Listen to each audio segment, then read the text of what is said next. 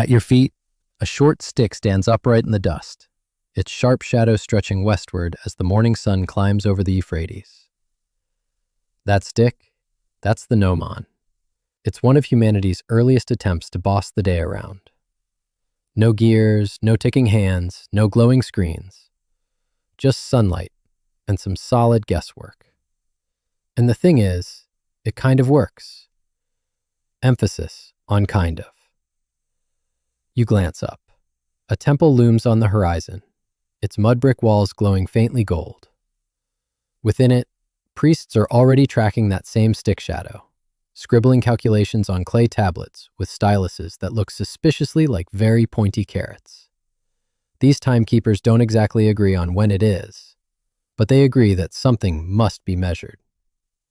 So, before you get comfortable, take a moment to like the video and subscribe, but only if you genuinely enjoy what I do here. And hey, I'd love to know, where are you listening from, and what time is it right now? Now, dim the lights, maybe turn on a fan for that soft background hum, and let's ease into tonight's journey together. You trudge forward, sandals crunching over dry reeds. There's no breeze today, just the weight of desert stillness and the occasional complaint of a heron. The sun climbs, and the shadow shrinks. You try not to squint, but the heat presses against your eyes like a warm, damp towel. It's early morning, yet the land already pulses with heat. And still, that little stick stands firm, drawing long lines of thought into the dirt. This is where it all begins, time as a thing. The Babylonians didn't just wake up one day and invent hours. No, it crept up on them slowly, like a cat considering a nap. First came the need. Planting, harvesting, praying, predicting floods, naming days that felt luckier than others. And then came observation. The way a shadow lengthens and shrinks, like breath. The earliest versions were shadow clocks, a broad term for any object that tells time based on how the sun's rays hit it. The most basic model? A gnomon. Just a stick in the ground. Functional, philosophical, slightly wobbly on windy days. Now, let's be clear, this was not Swiss precision. If you had a midday appointment in Babylon, noon might be anywhere between lunch and the first time your donkey gets cranky. The Babylonians weren't aiming for atomic time. They were aiming for good enough, which, honestly, feels relatable. But what made their approach interesting was how it folded time into religion and ritual. The shadow wasn't just practical, it was sacred. The moment the shadow touched a certain stone, that meant prayer, or sacrifice, or maybe it was time to open the barley beer. Historians still argue whether it was that stone or that other stone 3 meters left. You walk through a village. Children chase each other around a courtyard where a gnomon pokes from the earth like a spear forgotten by the gods. Women with copper bangles rest under woven awnings, glancing at the shadow's curve as they knead dough. It's not just priests who read time here. It's everyone. A boy draws lines in the sand around the gnomon, copying what he's seen older boys do. It's innocent enough, but one day it will become math. Then astronomy, then deadlines. But for now, it's just a game. A shadow puppet that plays with the sun. Nearby, a camel blinks slowly. Even it seems to sense that the passing of time here isn't strict. It's more of a suggestion. You stop at a small plaza. In the center is a raised platform with stone edges, the early blueprint of what would later become proper sundials. Right now, though, it's just lines carved into brick, like tally marks made by someone who couldn't sit still. You squat beside it. The lines radiate out from the center like sun rays. Each mark means something. Not quite 3 o'clock yet. More like the hour before the market opens or the sun's in that mood again. It's intuitive, messy, comfortably vague, and yet strangely effective. Babylonian farmers knew when to sow barley by watching those lines. Priests scheduled moon festivals with the help of shadows. Time wasn't universal. It was contextual. You knew what your gnomon said, and that was enough. There's an old man napping nearby under a date palm, his head resting on a sack of onions. You envy him a little. He's not worried about whether it's exactly mid-morning. He just waits for the light to shift in that lazy way it always does. You lie down next to your own gnomon, watching its shadow slowly retreat. Time moves here, but it does so with a yawn, a stretch, a shrug. It's not in a hurry. Neither are you. And as your eyes begin to close, lulled by cicada song and distant temple drums, you realize this was how time started.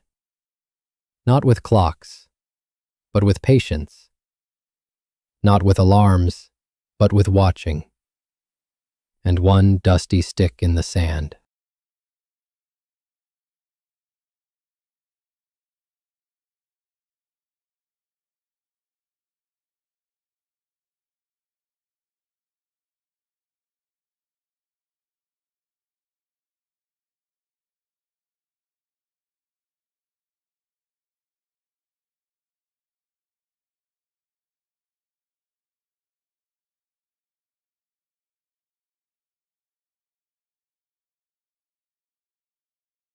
The sun creeps higher, and the stick's shadow shortens, slowly, almost reluctantly.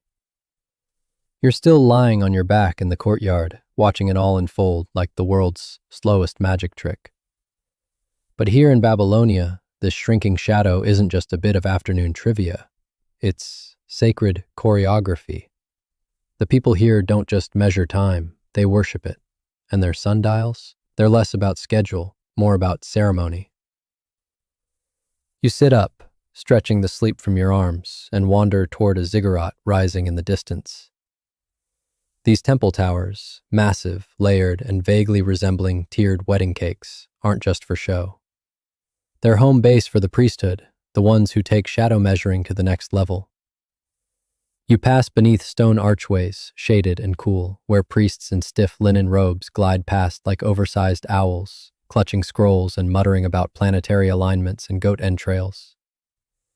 One of them nods at you. His beard is so precisely curled it must require its own assistant. He gestures toward a shadow clock carved into the courtyard wall. It's not just a stick in the ground anymore. This one's elaborate. A flat slab with a vertical gnomon and angled grooves that catch the sun's rays like a series of time-trapping claws. Each groove marks a division of the day, but here's the twist. Those divisions are wildly inconsistent. Because Babylonians didn't split the daylight into even chunks. Oh no. They divided it into 12 unequal hours. That means your fourth hour in winter might be shorter than your coffee break, but in summer it stretches out longer than an awkward family dinner. Equal hours? That's for future civilizations with too much free time. Still, it made sense to them. The day began at sunrise and ended at sunset, and they simply divided whatever daylight they had into 12 parts. A shadow lengthened or shortened accordingly. Logical? Somewhat. Practical? Occasionally. Confusing? Definitely.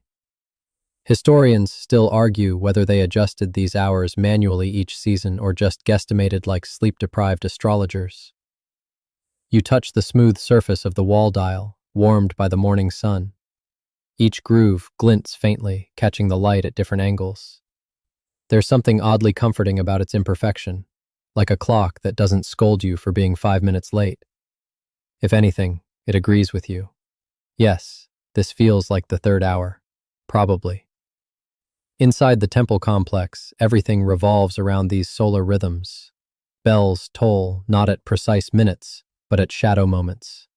Those specific times when light touches designated markers. Imagine replacing your alarm clock with a beam of sunshine that nudges your wall. Admittedly unreliable on cloudy days, but undeniably poetic. In the center of a large open courtyard, there's an elevated platform, a kind of sacred sundial stage. At noon, when the sun is highest, the gnomon's shadow nearly disappears.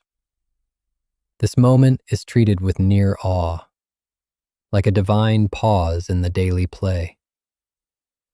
Priests gather, eyes squinting, robes fluttering slightly in the breeze, to record when the shadow vanishes, the moment of true noon, or at least their best approximation of it.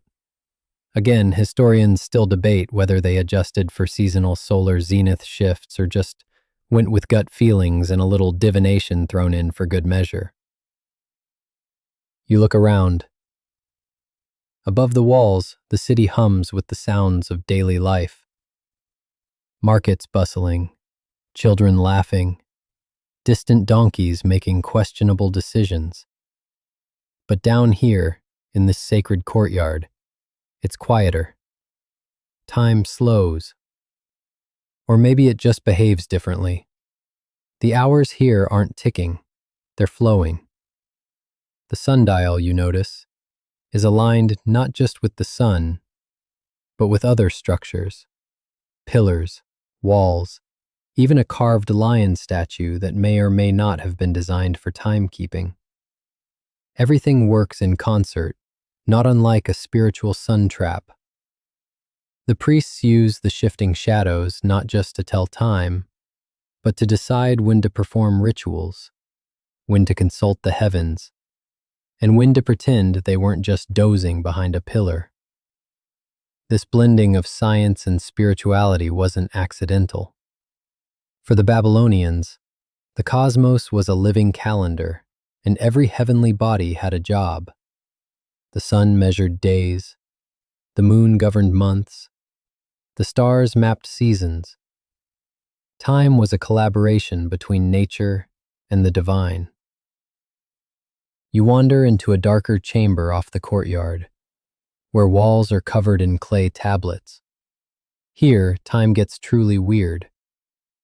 The tablets record observations, shadow lengths, moon phases, sunrise times, and the occasional dramatic weather complaint. One reads something like, "Shadow at third hour, unusually short. Suspect bad omen. Also pigeons stole my lunch." Okay, not in so many words, but the mood is there. The priests aren't just timekeepers, they're time interpreters. If a shadow is too long or too short, it might mean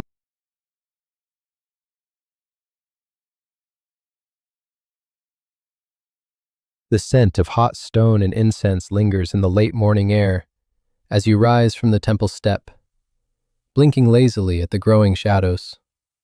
The sun climbs toward its zenith, and the priests, now solemn and robed like sleepy moths, prepare for another sacred task. You follow them quietly around the temple's side, where the real keepers of time reside. Not the tablets, not even the dials, but the priests themselves. These are not your typical neighborhood time enthusiasts. No sandals and sundial hobbyists.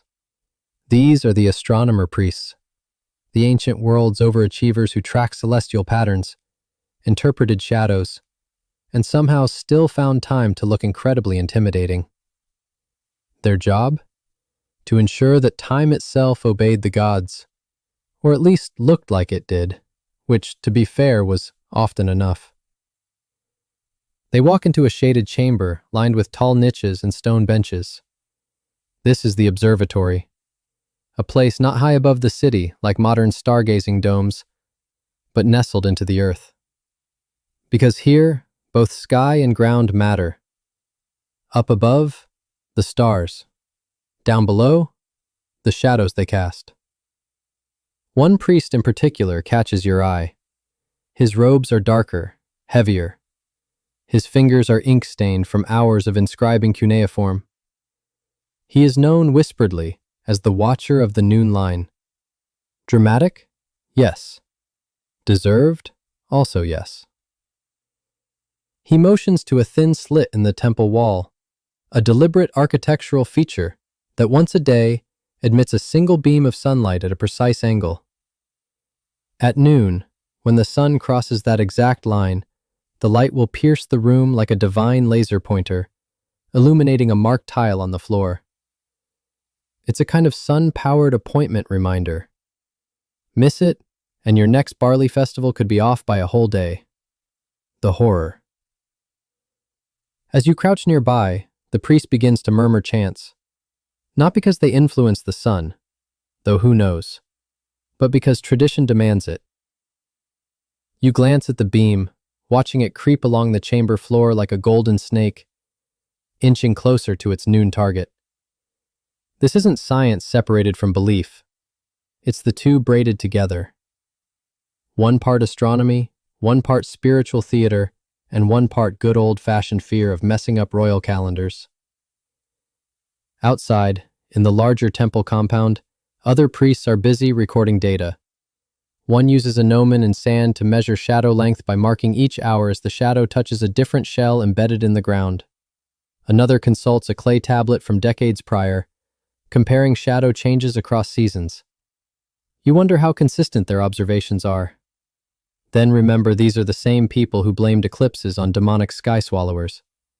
So, margins of error? Vast, and yet their system works surprisingly well. Babylonian astronomers were among the first to catalog regular lunar cycles, star risings, and yes, solar behavior. They knew that certain stars marked the beginning of seasons. They could predict eclipses with something resembling accuracy, and when they combined this with shadow clocks, they had a multimodal, astrologically approved, sun-powered way of telling time that made them the high priests of punctuality. You sidle closer to one of the scribes. He's muttering to himself and scratching into a fresh clay tablet. The symbols are neat, precise, a record of the day's shadow measurements. Every line means something, a time, a celestial position, a prediction, possibly a passive-aggressive note to the next priest on shift. Curiously, the priests aren't just tracking the present, they're attempting to control the future. The logic goes, if you can measure time, maybe you can forecast it. So they consult the shadows and the skies, trying to calculate when the next flood will come, or which month will bring good harvests, or whether tomorrow is an auspicious day to name your goat. Historians still argue whether this predictive power was mostly real science or clever guesswork wearing ceremonial robes.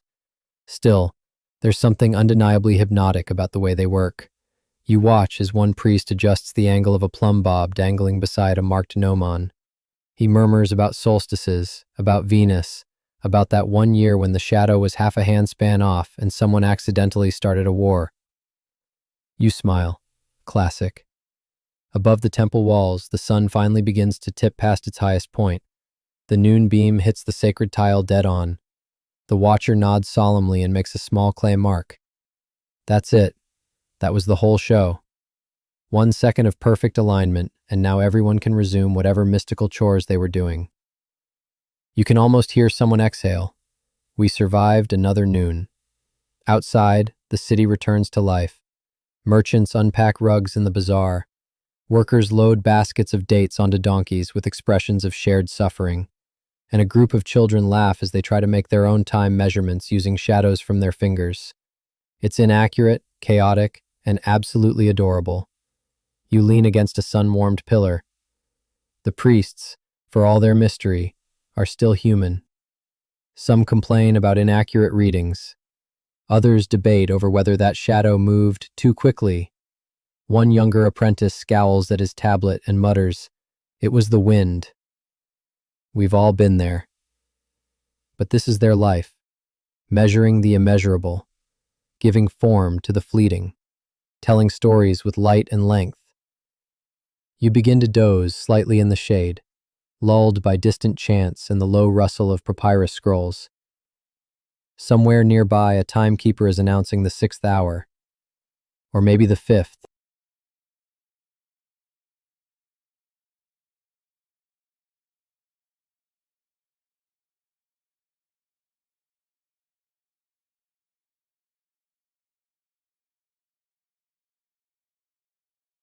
The afternoon heat settled in like a heavy robe, thick and slow. You wander through the outer corridors of the temple complex, past walls etched with faded carvings of stars and serpents, toward an open courtyard where something curious is happening. A young scribe is arranging a row of small clay discs on the ground, each spaced carefully apart. Beside him, a stick has been planted, upright, precise, the all-important gnomon. What he's doing, you realize, is carving the daylight into manageable pieces. The Babylonians, those ever-thoughtful, spreadsheet-loving ancients, decided that the sunlit part of the day should be divided into 12 hours. Not 12 equal hours, mind you.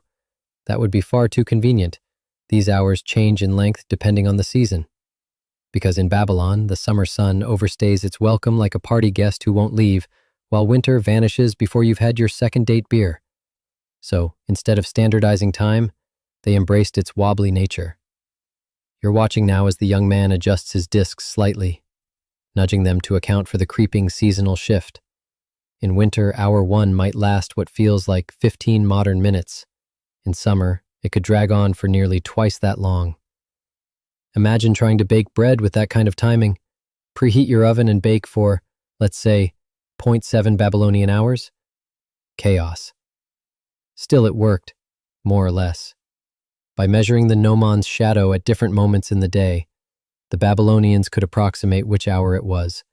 Whether you were due at temple, whether your field should be watered, or whether it was finally time to eat the last fig you'd been pretending not to think about since breakfast. You sit down near the scribe. He's now muttering to himself as he counts lines scratched into the ground, adjusting each segment like he's rearranging the sun's schedule to better suit his vibe. He isn't just winging it. He's working from a kind of seasonal time map. You peek at a nearby tablet and see a curious thing, small wedge-shaped notations showing how long each of the 12 hours should last depending on the month. It's part math, part poetry, part blind optimism. Historians still argue whether the Babylonians actually recalibrated their sundials daily or just let the system drift until someone noticed they'd prayed too early for 3 weeks straight. But the consensus is that they were aware of these changes, and they took them seriously. Especially in temples and state buildings, where public time had political weight. Now imagine you're a Babylonian farmer. You're not out here building sacred courtyards, but you are looking at the sun every day. Your life depends on it. You start to notice. Ah yes, the 5th hour's shadow now reaches the goat pen. And there you go. You've just invented your own rural clock. No math, no tablet, just consistent observation. Time becomes personal, local, honest in its own blurry way. A temple bell echoes faintly. It's more of a tone than a note, flat, vibrating in the heat. The 6th hour, maybe? Someone nearby mutters that it's actually the 7th. A priest waves them both off and points to the sun. It's the most ancient form of winning an argument, pointing at a celestial body and saying, well, clearly. As you walk along a shaded corridor lined with crumbling bricks, you come across a mural, a visual story of the sun's journey. Painted in ochre and faded green, it shows the daily path of light, with gnomons marking each phase. There are 12 small scenes in a row, each representing an hour. In one, a man holds a basket. In another, a child sleeps. In another, a priest kneels, his shadow long and reaching. Each moment of the day has its image, its ritual, its purpose. You can't help but feel a little envious. Here, time isn't your enemy. It doesn't rush you, it doesn't haunt your inbox. It simply unfolds, reliably inconsistent, imperfectly divine. You get the sense that if you showed a Babylonian a modern wall clock with 12 equal hours, they might tilt their head and ask, why would you lie to yourselves like that? Even their number system, base 60, which survives today in our minutes and seconds, was likely born of this fluid division. 12 hours, 60 minutes. They found symmetry in irregularity, order in shadow. Back in the courtyard, the scribe has finished his setup. He's carefully pressing marks into a fresh clay tablet with a stylus, recording the day's divisions. The sun overhead blazes down like an unblinking eye, and the gnomon's shadow falls neatly on the 6th clay disc. A small smile crosses his face. He got it right, for now. You sit beside him, watching the shadow lean ever so slightly to the right. It's quiet. Just the rustle of leaves, the hum of insects, and the warm whisper of sunlight moving across ancient ground. As your eyes drift closed again, you imagine what it might be like to live without hours that bark at you. Just soft segments of sun, divided like slices of a pomegranate, juicy and uneven. A different rhythm, a slower one that doesn't need alarms. Just a shadow, a stick, and a little faith in the sky.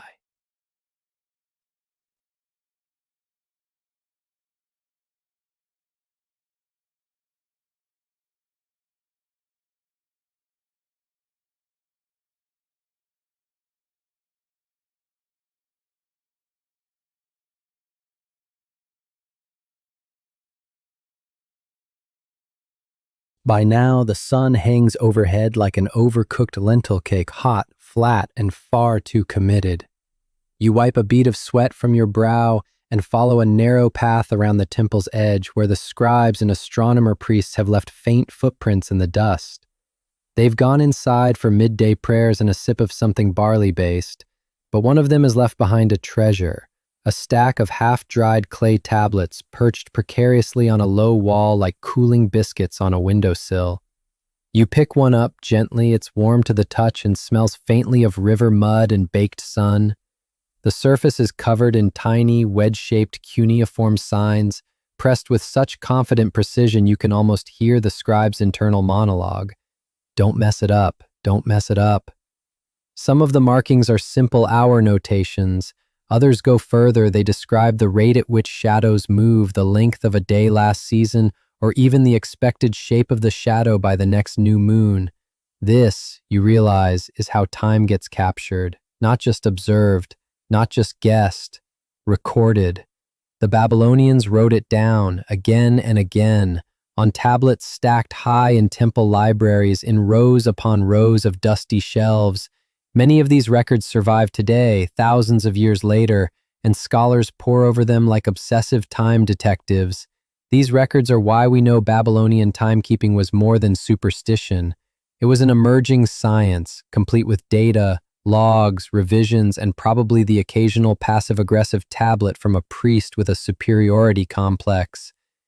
You run your finger along one particularly detailed example. It's filled with numbers, angles, distances, shadow lengths, solar positions. This isn't just a recipe for time, it's a blueprint. You imagine the priest who wrote it hunched over the clay, muttering to himself while swatting flies.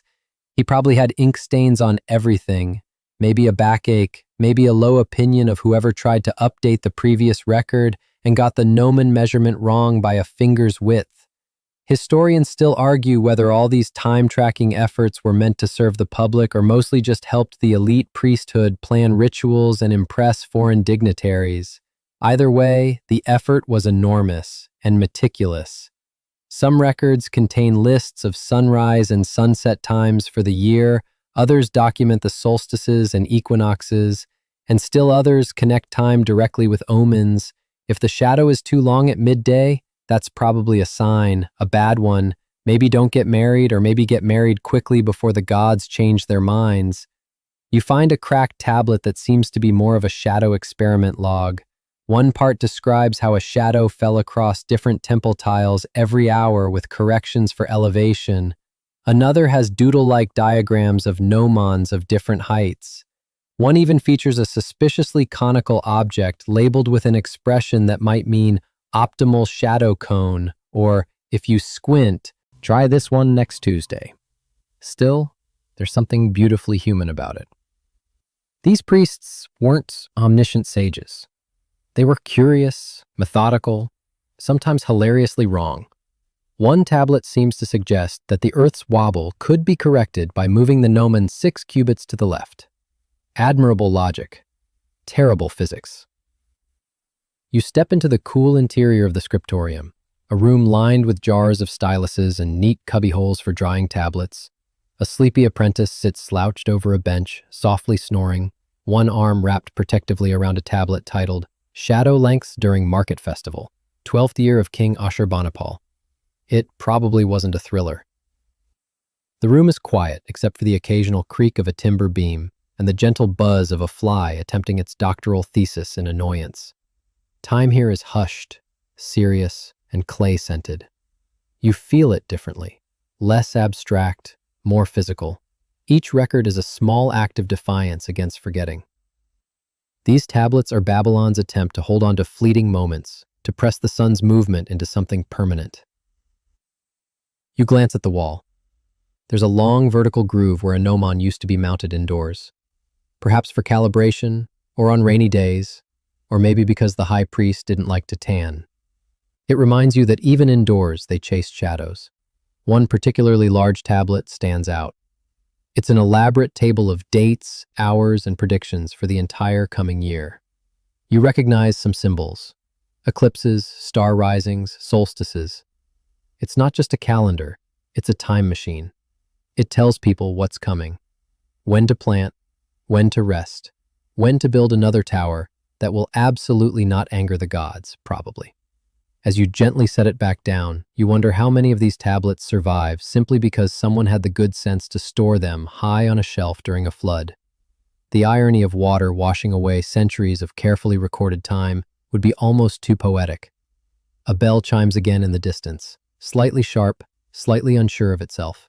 Another hour gone, another shadow lengthened. You walk back out into the sun, feeling a little more reverent now. These weren't just records, they were rituals. Time wasn't just passing, it was witnessed by clay, by light, by generations of sleepy apprentices who'd rather be anywhere else. And yet they persisted. Because for Babylonians, knowing the shape of the day was power.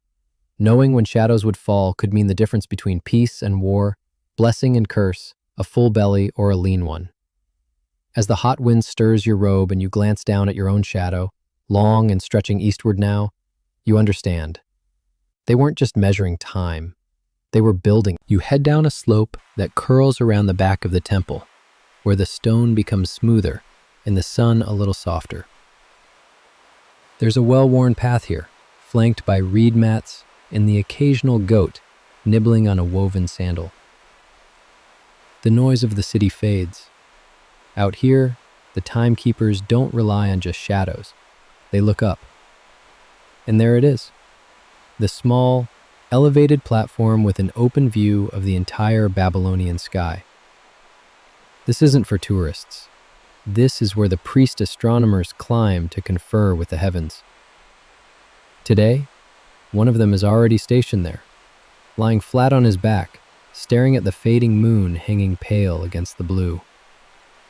You join him, stretching out on a cool slab of stone, and gaze upward. Time, for Babylonians, wasn't only measured by the sun's shadow.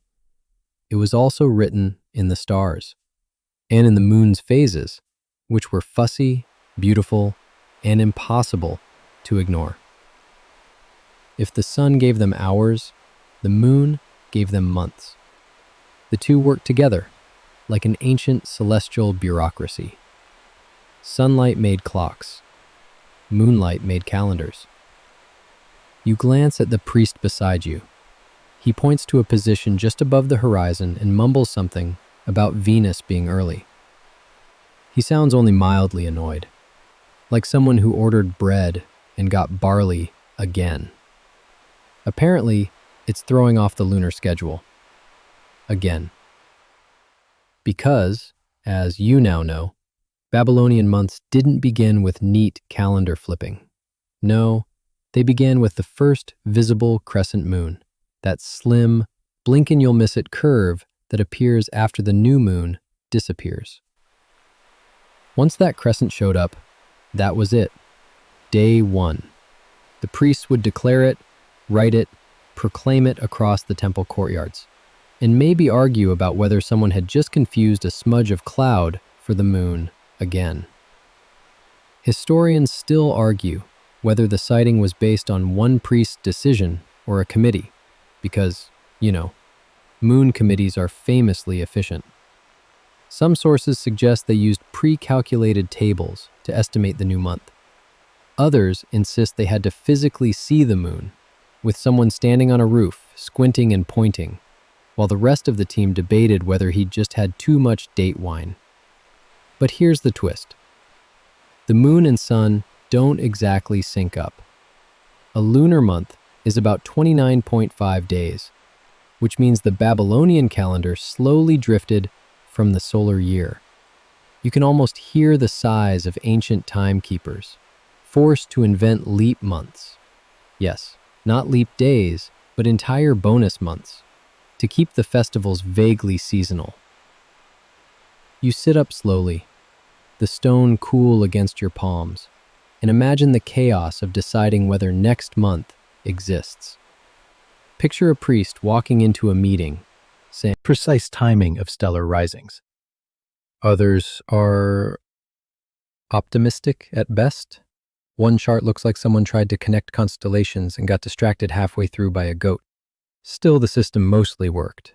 They mapped the sky with a detail that puts your wall calendar to shame. They even knew that certain stars, like Sirius and Aldebaran, rose at predictable times of year. These weren't just twinkles to them.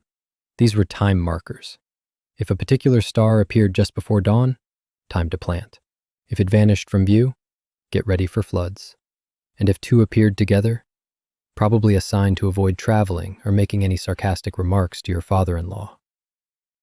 You crouch beside a priest who's carefully marking a new star's appearance into a tablet. He uses the same symbols you've seen before, and beside each is a number, a count of how many days since the last appearance. He mutters about cycles, omens, and the moon being in a mood lately. You nod solemnly, as if you too have been personally wronged by the lunar cycle. Time here is layered. It's not just the shadow on the ground or the moon above. It's both and more. The sun gives structure, the moon sets rhythm, and the stars? They're the fine print, always shifting, always reminding you that time isn't just passing, it's dancing. You pass a quiet corner of the courtyard where a group of apprentices is debating when the current month really began. One is adamant that the moon was visible on the 29th night. Another claims the priest in charge just fell asleep and backdated it out of embarrassment. A third suggests it was cloudy and they all just guessed. This is, in fact, the most Babylonian way to tell time. You pause at a mural on the temple wall, a painting of a lion roaring at the moon while a line of priests stand pointing at it in various stages of confusion. It's unclear if the artist meant this as a devotional image or a deeply sarcastic commentary. Either way, it captures the spirit. And yet, despite all the disagreements, the blurry crescents, the celestial sass, it worked. Their lunar solar calendar allowed them to organize massive festivals, planting seasons, trade expeditions, and temple ceremonies. They didn't need digital calendars or color-coded alerts. They had the sky and a really good team of slightly anxious priests. As the afternoon sun dips a little lower, you lie back again, gazing at the fading moon still clinging to the sky. Somewhere behind you, a priest is calling for a second opinion on the visibility of Mercury.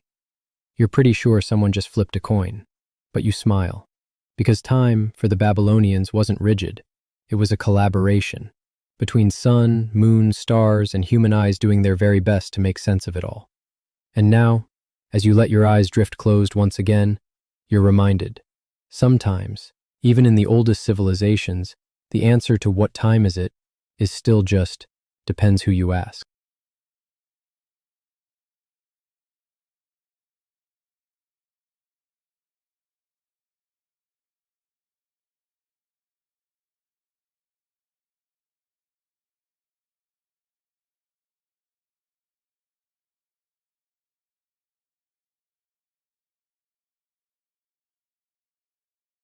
The day ripens toward late afternoon, and the light thickens, softening into gold, like warm oil poured across the rooftops.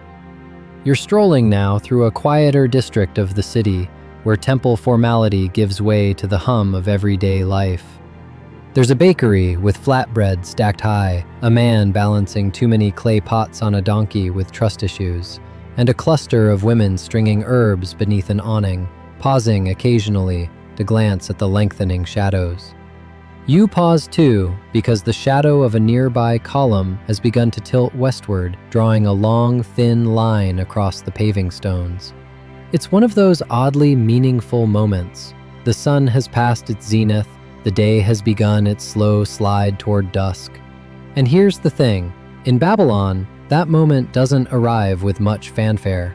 No chiming bells, no push notification, just the gnomon's shadow shifting like a sigh. But you remember what the priest said earlier. Noon isn't when the sun is highest in the sky, not necessarily.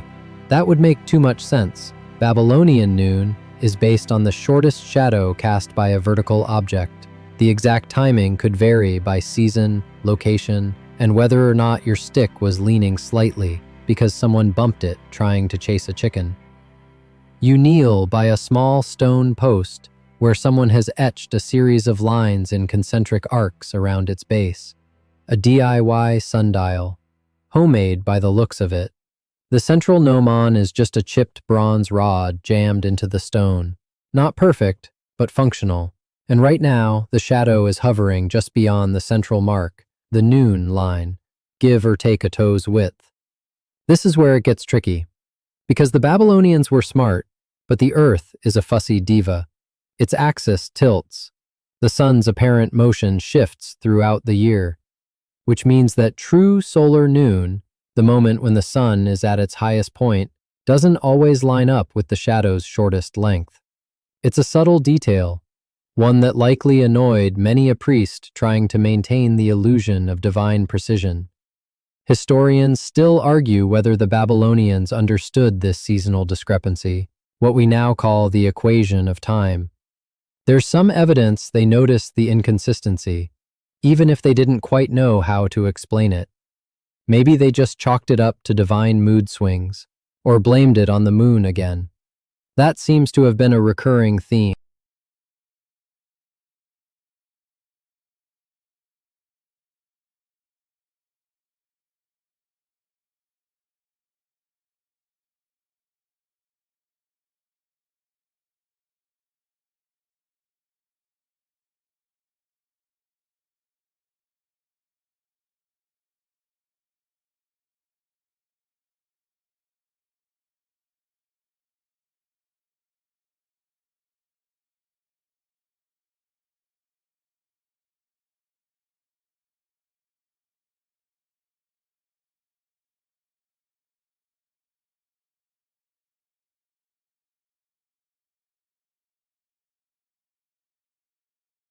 You lean closer to the sundial, squinting. The shadow is now noticeably longer than it was just a moment ago. Afternoon has begun. Not with a bang, but with a stretch. The people around you seem to recognize the change without checking anything. A group of merchants begins packing up their wares. A boy with a sling whistles to his sheep. Somewhere in the distance, a water carrier groans theatrically about how heavy his jars are now that it's past the 10th hour, though you suspect he'd say the same thing at any hour. Still, the communal rhythm is real. You're in a society that doesn't rely on synchronized watches or time zones.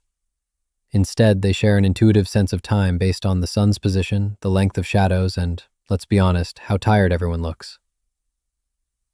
You turn down a shaded alley where someone has drawn time marks directly onto the side of a building just above head height. They're crude, carved with a knife or chisel, but clearly functional. There's even a note scratched next to one. When shadow touches this line, close shutters. Heat too strong. Practical, lazy, timeless. And there's something fascinating about this approach. In a world without atomic clocks or GPS, you start to trust your eyes, your instincts, your environment. The wall's warmth, the sun's angle, the movement of light across your home. Babylonian timekeeping wasn't just institutional, it was personal. You step into a small courtyard where a family is gathered for a late afternoon meal. Flatbread, lentils, dates. The youngest daughter glances at the wall where a gnomon casts a long, delicate shadow across the table. She points and says something that translates loosely to looks like the 10th line. Her father nods, mouth full, and mutters, "Good, still time to nap after this."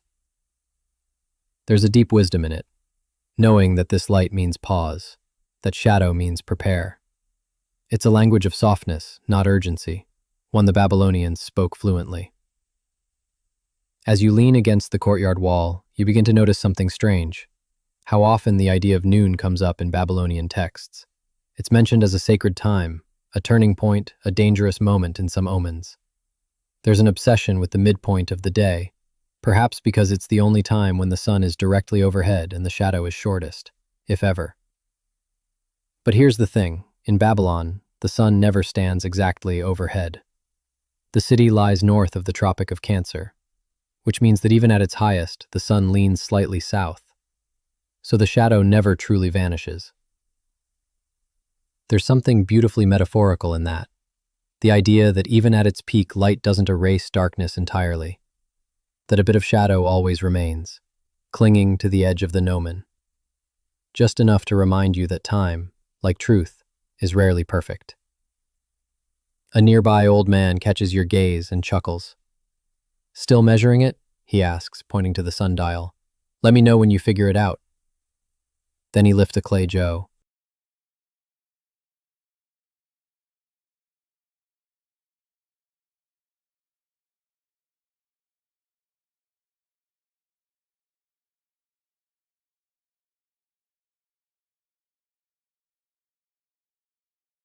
The sun begins its slow descent behind the thick mud brick skyline of Babylon, and you can feel the temperature easing, ever so slightly, like a baked wall beginning to exhale.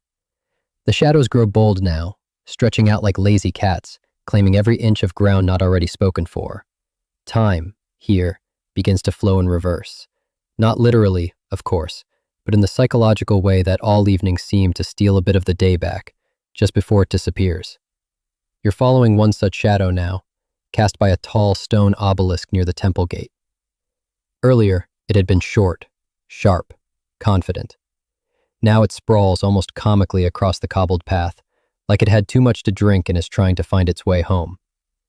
This is the obelisk that matters in the public square. It's not a religious object, it's a communal clock, the equivalent of a big, stone, "what time is it?" that doesn't blink, doesn't tick, and certainly doesn't adjust itself for daylight savings. A bronze plate embedded at its base carries faint lines, each one etched deeper by years of scribes, apprentices, and fussy elders who insisted on recalibrating it with every solstice. Of course, it never quite lined up right. And yet, somehow, everyone agreed that it worked well enough. You crouch beside the plate. One mark is labeled, roughly, as 9th hour. The shadows just reached it, trembling slightly from the wind. There it is, your first real Babylonian evening. Not 5 p.m., not sundown, but the 9th hour of daylight, according to the shadow, according to the stick, according to thousands of years of barely settled debates. Babylonians didn't obsess over precision in the modern sense. The idea of syncing your hour to match another city's sundial, ridiculous. Time was inherently local.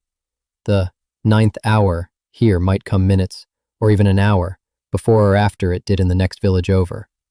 But no one panicked. The cows didn't revolt. People just lived with it. Historians still argue whether this casual relativity was understood philosophically or just accepted as practical. But there's no denying. To live with shadow time was to live presently. You couldn't outsource your awareness to a device on your wrist. You had to see the moment, feel the light, watch the wall, trust your feet and your eyes more than any numbered schedule. You notice now that people around the obelisk have begun to move differently, slower, looser. A vendor is covering his lentil stand with a woven mat. Children are racing to get home before their parents switch from mildly annoyed to definitely yelling. An old woman wipes her hands on her robe and glances at the obelisk, not with urgency, but with recognition. The way you might glance at a friend across a room and say, "Ah, you again." You follow the crowd toward the riverbank, where timekeeping takes on a different, even more poetic form. Here, at the edge of the Euphrates, the sun is caught in water, reflected, doubled, fractured. Gulls dip low. A breeze off the water carries the scent of reeds and sun-warmed clay. The river becomes its own kind of clock. Its surface reflects the shifting colors of the sky, telling people more than just time. It tells them mood. A boy sits with his feet in the water, tossing pebbles. Behind him, a simple post casts a shadow across a ring of stones. This isn't an official sundial. It's more like a personal marker, his own little afternoon altar.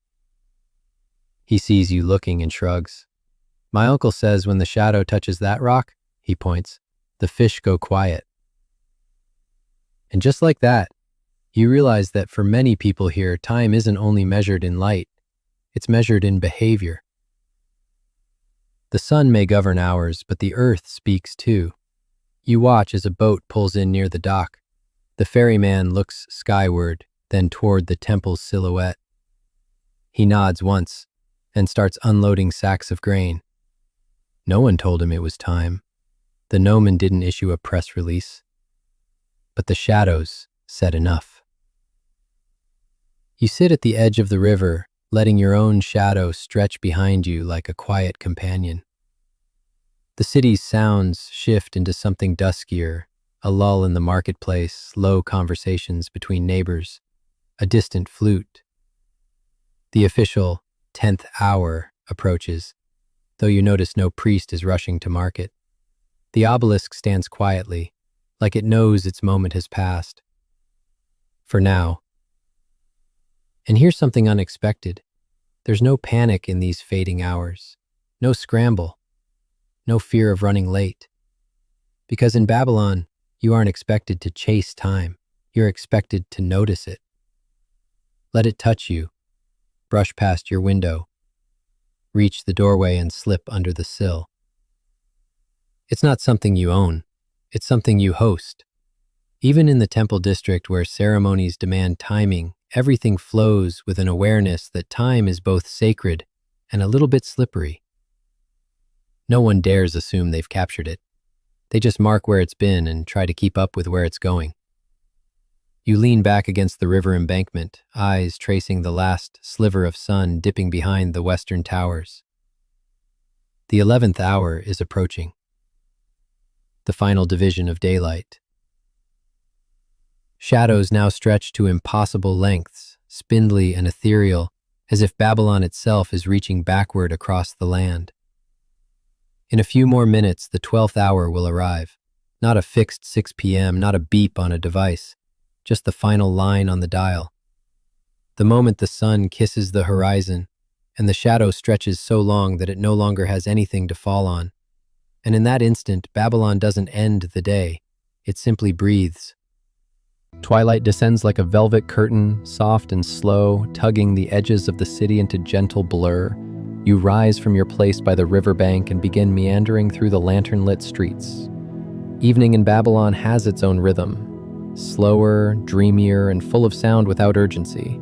A reed flute echoes down a side alley. Somewhere a dog barks at a shadow, then seems to reconsider.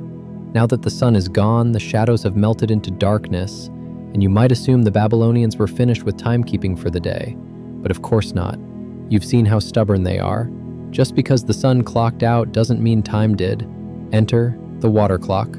Babylon's solution for nighttime hours, cloudy days, or simply not trusting the moon to show up on schedule. You follow a trail of flickering oil lamps to a quiet courtyard tucked behind the main temple. There you find a stone basin waist-high with a tiny hole drilled near its base. This is no fancy fountain. This is a clepsydra, a water clock. It's unimpressive to look at, but it's elegant in the way that only a bowl that tells time can be. Here's how it works. Water is poured into the vessel and slowly drains out at a controlled rate. As the level drops, it passes etched lines or floating markers, each one marking a specific time interval. One priest watches the clock, another might keep tally marks on a tablet. It's basically the ancient world's version of a drip-based hourglass, less glamorous, more splashy. You crouch beside the basin, watching the thin stream of water trickle from the bottom like the world's sleepiest faucet. A tiny pebble floats at the surface, moving lower with each passing minute. It seems impossibly slow, but that's the point. This isn't a stopwatch. It's a gentle suggestion from time itself.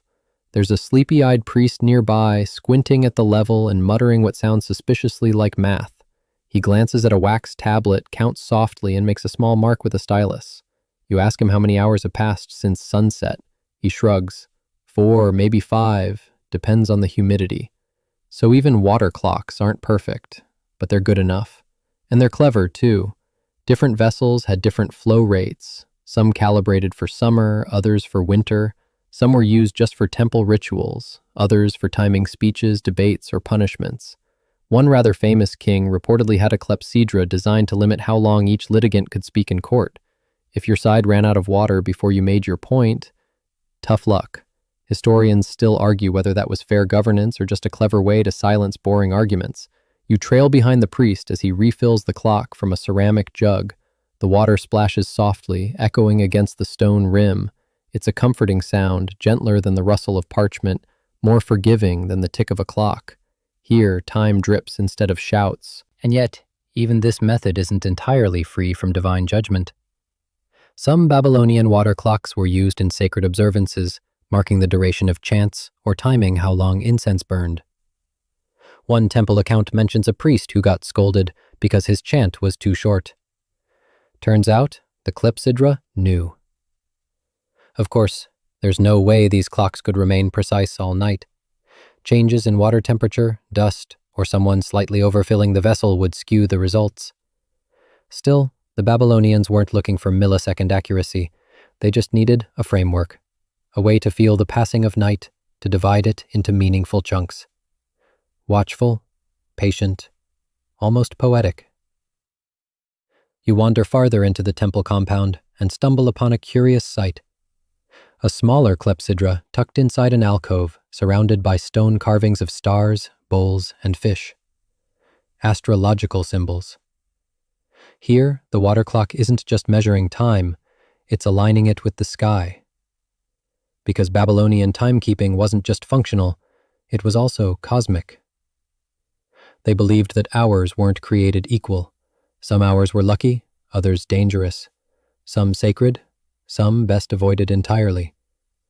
By combining clepsydras with star positions and lunar cycles, the priesthood tried to map not just when something happened, but what kind of time it was. Imagine planning your whole day around which hours were auspicious. Want to sign a trade deal? Wait for the strong hour, preferably when Jupiter is visible.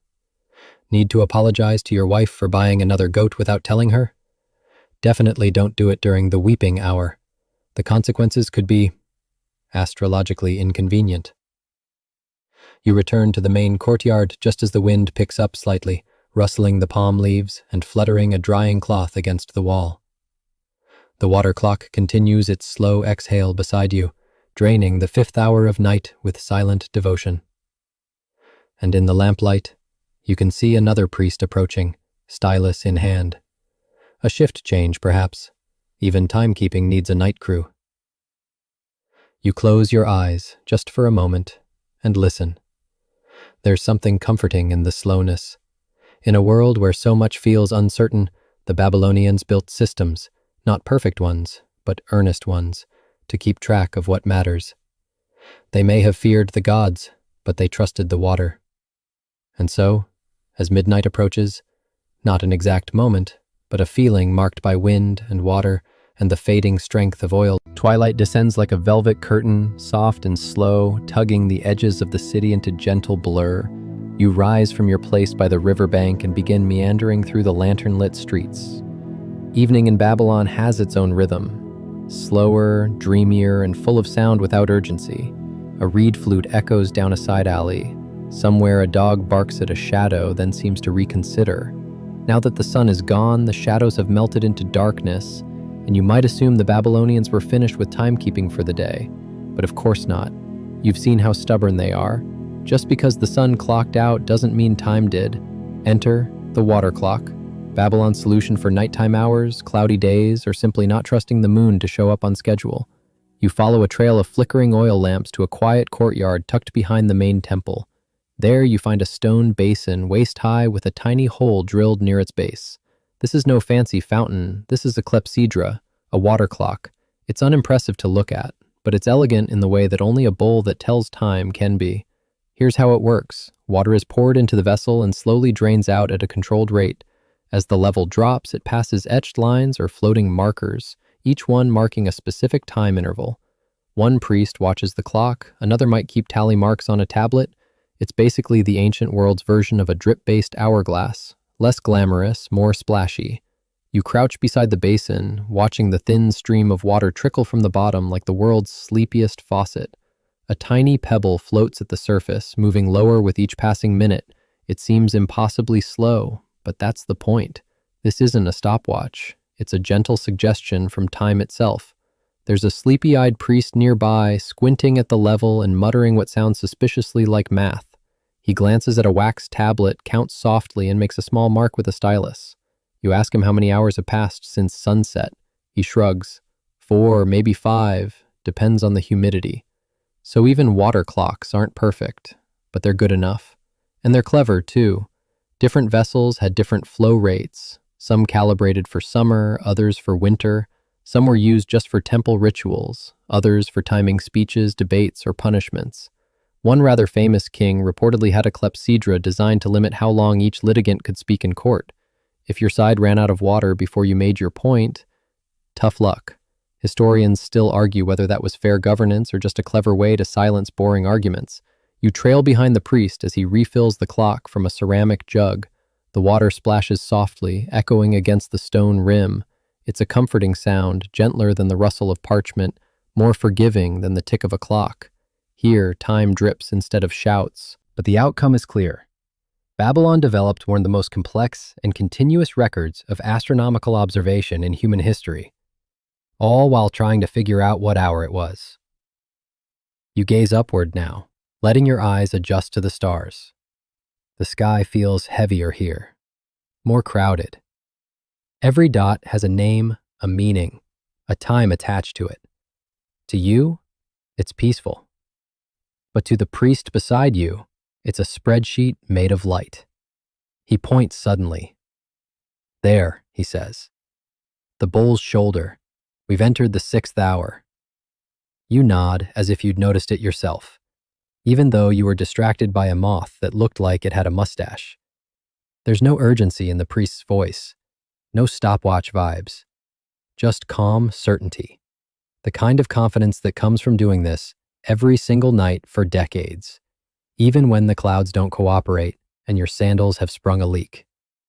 You begin to understand that in Babylon, time wasn't just a measurement, it was a language, spoken through light and water and stars.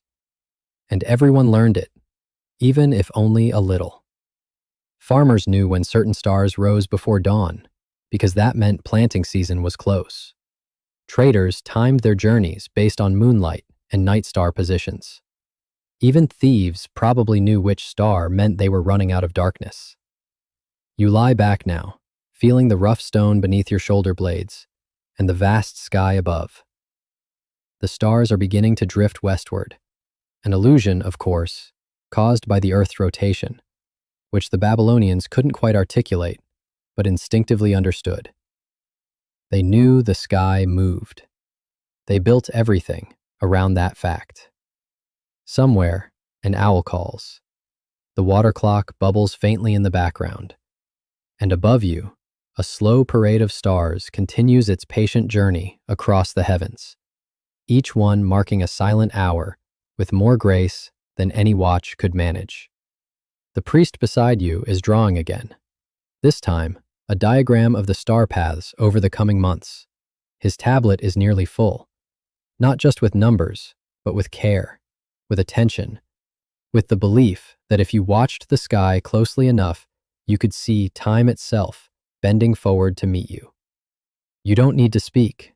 You just sit there, wrapped in the hush of midnight Babylon, and listen to the constellations whisper that the 7th hour is almost here. You're still here? The stars, once sharp against the black velvet of night, are beginning to blur. The sky lightens, just enough for you to notice the shapes of walls again. The rim of a rooftop, the tip of a palm tree, the lean of a gnomon standing stiff and quiet in the temple yard like it's been waiting all night for its moment. You rise slowly, every step a soft echo across the courtyard stones. Babylon, this ancient world of dust and tablets and silence, is beginning to stir again. You hear it in the shift of birds, the snort of a half-woken donkey, the faintest sound of sandals brushing along the street. But what you notice most is the light. Not bright, not yet.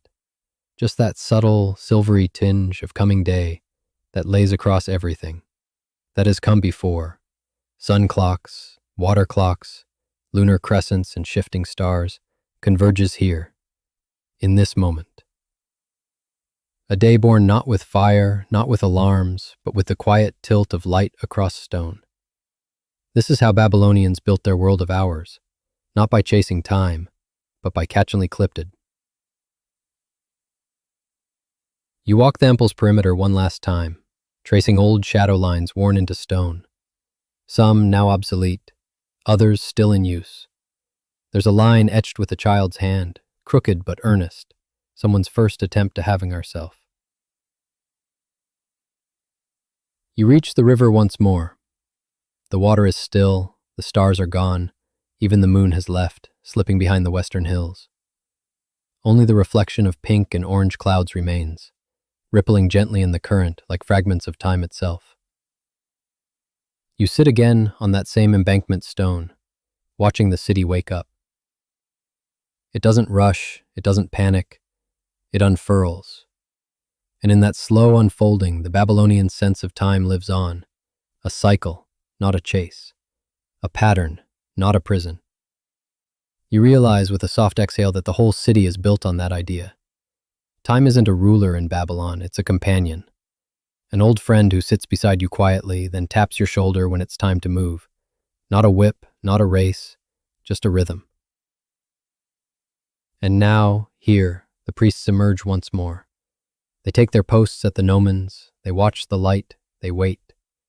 And as the first golden beam breaks across the ziggurat's edge, casting a long, new shadow toward your feet, you understand. Babylon hasn't just been measuring time, it's been welcoming it. And now, as the final image of Babylon settles into your mind, the quiet obelisk, the warm clay underfoot, the lazy stretch of light across stone. It's time to soften the story. Time to let go of gnomons and star charts, of apprentices muttering numbers and priests sipping barley tea beneath the moon. You've walked a long journey tonight, through shadow and starlight, through silence and scribbled tablets. You've watched the ancient world tell time without watches, without ticking seconds, without any of the noise we've wrapped around our days.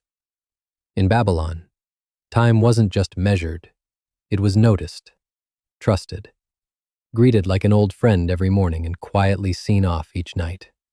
And maybe, just maybe, there's something in that, something worth remembering. So now, feel yourself drift backward into your pillow. Let the soft rise and fall of your breath carry you like the Euphrates in its calmest season. Let your thoughts ripple gently, then still. Imagine the hush of those early morning streets, the warmth of sun returning to the bricks, and that little shadow stretching quietly across the stone.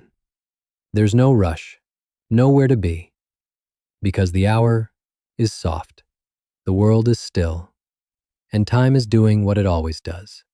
It continues, kindly, gently, and so do you. Good night, time traveler. Sleep well.